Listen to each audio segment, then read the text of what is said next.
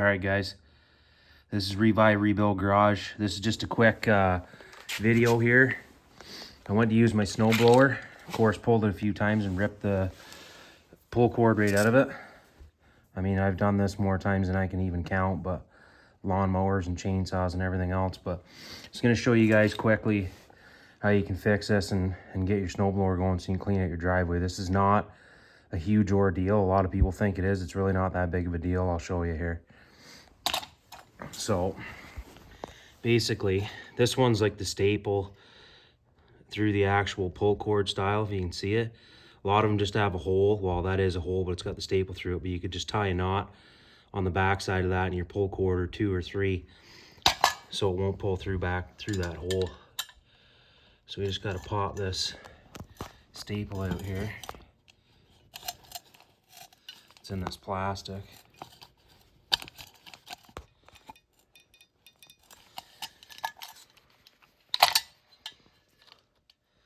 Get a small flathead screwdriver in there.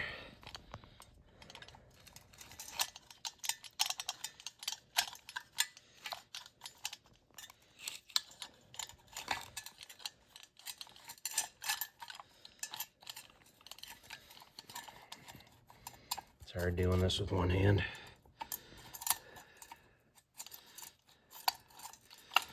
All right, I think that should be good. That cord should come out of there now.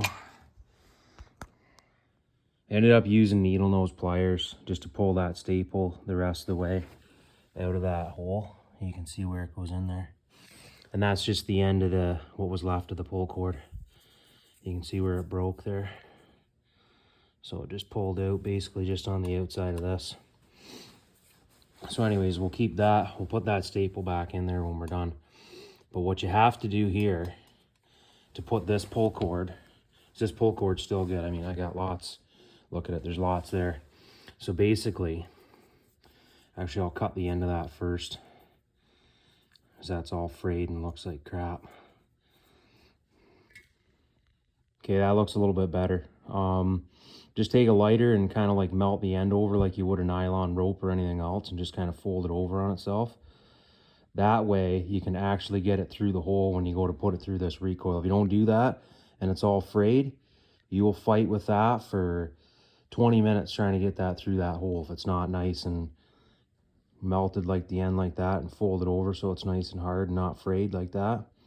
All right, so now what we got to do, we got to take this and wind this recoil so it's got tension on it before we put the rope back in.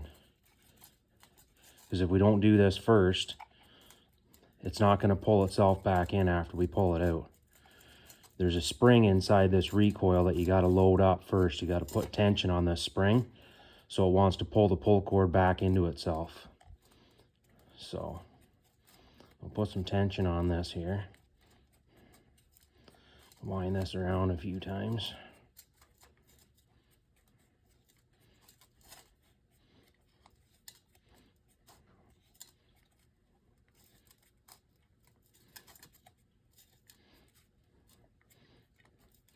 All right, so there's my hole that the string goes through. I've lined it up on the actual recoil housing where the rope goes through.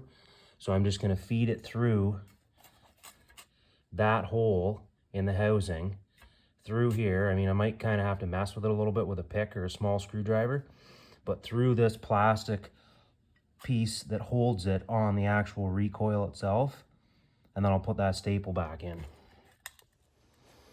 Hopefully you guys can see this. So I still have this spring wound. I'm just holding it with my hand. So I'm going to take and put my actual recoil rope through the housing.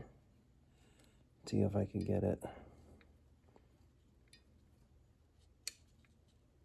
Nope, she's not going. Sometimes you gotta persuade it a little bit. I'll use a pick or a small flathead screwdriver.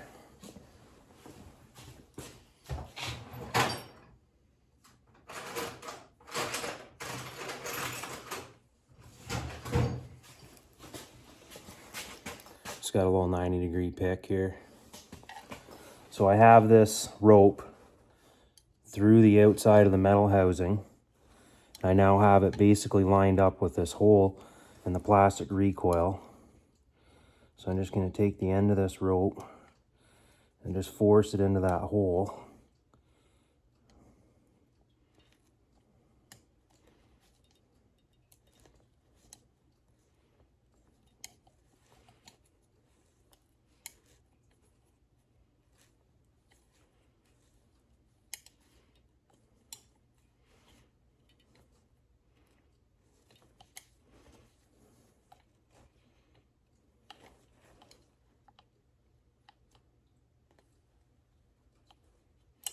See that?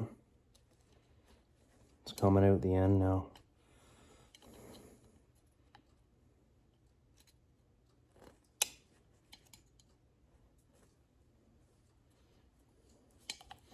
It's coming out the end enough I can actually grab on that with a pick too and pull it the rest of the way through.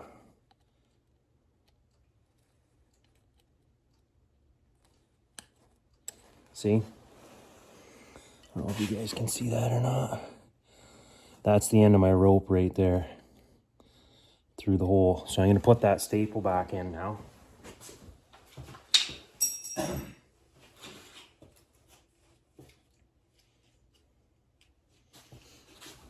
You don't have to hold this tension on this recoil either. If you really wanted to, you could just stick a screwdriver right through these actual fins of it. It'll hold the plastic inside so it won't spin. Spring won't go back on you.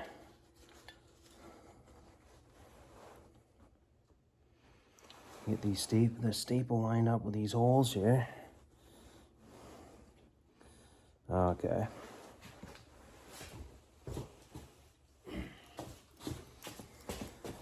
So see, I have everything set up there.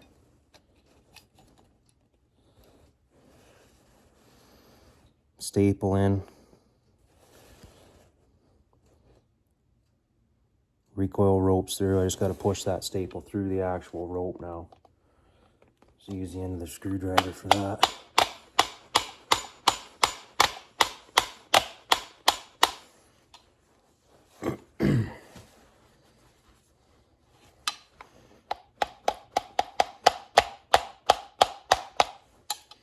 It'll be easier. I'm just going to set this on the floor to do that because in my hands it's not enough.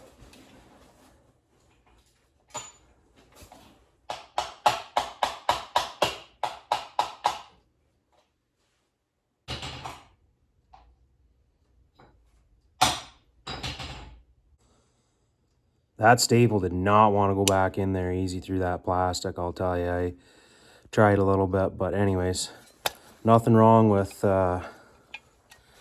just tying a knot on it.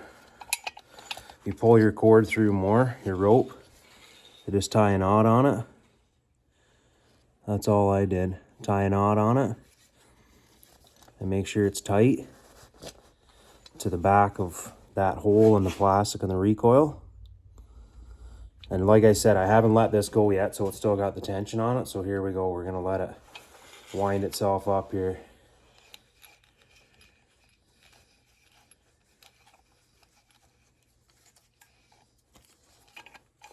There we go. So she's all complete now. See? Simple job. And then you can see that it works, right? So, all right, that's all there is to it, guys. For any of these Tecumseh's 8-10 horses, I mean, even realistically lawnmowers and stuff like that too, they look a little bit different inside, but that's all there is to it. It's a piece of cake. All right, good luck, guys. Thanks for watching.